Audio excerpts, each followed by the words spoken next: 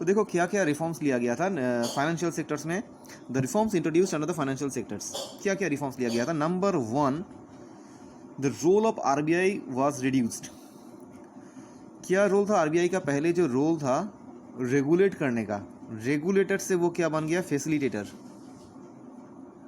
Regulator से वो facilitator बन गया, ठीक है। रेगुलेट पे सब कुछ वही रेगुलेट करता था पहले, अब क्या हो गया? वो फैसिलिटेटर बन गया। फैसिलिटेटर मतलब वो हेल्प करने का एक प्रयास उसमें दिखाई दिया रिजर्व बैंक ऑफ इंडिया को, रेगुलेटर से फैसिलिटेटर बन गया।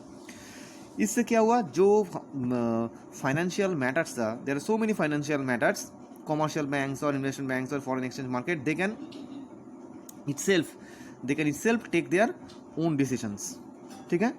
वो किस लिए हुआ? क्योंकि reserve bank of India regulator से फैसिलिटेटर बन गया।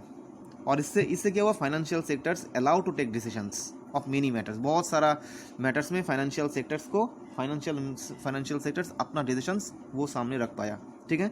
रिजर्व बैंक के साथ वो खुद कंसल्ट करना शुरू कर दिया, ये फ्रीडम उसको मिल गया। कंसल्टिंग जो तुम्हारा जो कंसल्टिंग पावर है वो तुम्हारा आ गया फाइनेंशियल सेक्टर्स का, जो ब्रांचेस था, जो इंस्टीट्यूशंस था उनमें। नेक्स्ट पॉइंट क्या बोल रहा है कि the reforms policies lead to the establishment of private sectors bank. तो क्या पॉलिसी रिफॉर्म्स क्या लिया कि हमारे देश में प्राइवेट सेक्टर बैंक्स को वेलकम किया गया, प्राइवेट सेक्टर बैंक्स, ठीक है। बहुत सारा प्राइवेट सेक्टर बैंक्स को वेलकम किया गया इंडिया में, जैसे कि तुम्हारा आईसीआईसीआई, ठीक है, एचडीएफसी, ठीक है, एक्सिस बैंक, इन सब प्राइवेट बैंक्स को तुम्हारा वेलकम किया गया। क्या वेलकम किया गया कि ये भी अब तुम्हारा कॉमर्शियल सेक्टर में आके, बैंकिंग का जो कॉमर्शियल सेक्टर है उसमें आके वो अपना बिजनेस कर सकता है। इससे क्या हुआ? इससे कंपटीशन बढ़ गया। प्राइवेट सेक्टर आने से क्या हुआ? पहले सिर्फ तुम्हारा क्या था? ओनली गवर्नमेंट बैंक्स था, अब प्राइवेट सेक्टर आ गया तो कंपटीशन बढ़ गया और consumer get the benefit. Consumer को क्या मिला? बेनिफिट मिला। कहाँ पे बेनिफिट मिला? जब तुम्हारा प्राइवेट सेक्टर बैंक्स आया तो क्या हुआ? कंपटीशन बढ़ गया, कंज्यूमर को बेनिफिट मिला। कहाँ पे कंज्यूमर को बेनिफिट मिला? लो रेट ऑफ इंटरेस्ट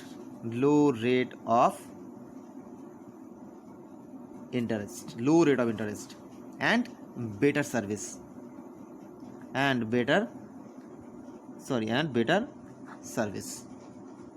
ठीक है। ये सब फैसिलिटी मिला जब प्राइवेट सेक्टर बैंक्स आया।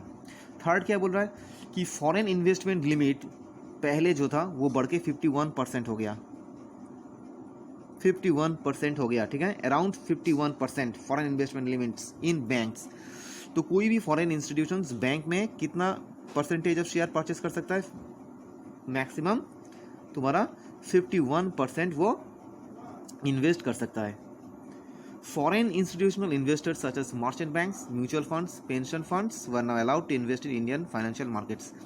तो जितना भी बाहर का देश का फॉरेन इंस्टीट्यूशनल इन्वेस्टर्स था, जो भी फाइनेंशियल इंस्टीट्यूशंस था, तुम्हारा फॉरेन इंस्टीट्यूशंस था जो इन्वेस्ट करता है, वो जैसे कि तुम्हारा मर्चेंट बैंक्स है, foreign merchant banks, foreign mutual funds, foreign pension funds, इन सब को तुम्हारा वेलकम किया गया हमारे देश में। कहाँ पे इन्वेस्ट करने के लिए? इंडियन फाइनेंशियल मार्केट में।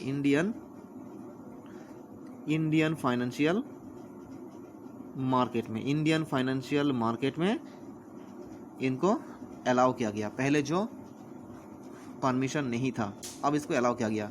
ये हमारे देश का बैंकिंग सेक्टर में आ सकता है। Foreign institutions, foreign institutions, foreign merchant banks, foreign mutual funds, पहले जो अलाउ नहीं था, अब ये इंडियन फाइनेंशियल मार्केट में आके 51% इन्वेस्टमेंट कर सकता है किसी भी बैंक या किसी भी फाइनेंशियल इंस्टीट्यूशंस में। नेक्स्ट क्या बोला जा रहा है? Banks were given freedom to set up new branches. Banks क्या कर सकता है? न्यू ब्रांच सेटअप कर सकता है, न्यू ब्रांचेस सेटअप कर सकता है, ठीक है। इसके लिए आरबीआई का अप्रूवल का ज़रूरत नहीं है। After fulfilment of certain conditions, अगर कुछ सर्टेन कंडीशंस को फुलफिल कर पाता है बैंक्स, तो वो कहीं भी किसी भी जगह में जाके वो अपना ब्रांच खोल सकता है। कोई भी कमर्शियल बैंक्स हो, उसके लिए ज़्यादा परमिशन का ज़रूरत नहीं पड़ेगा, ठीक है। So these are the reforms introduced under the financial sectors. ये सब फाइनेंशियल सेक्टर्स का रिफॉर्म्स था 1993 में जो रिजर्व बैंक ऑफ इंडिया ने लिया था, ठीक है। In the next we will discuss about the fiscal reforms.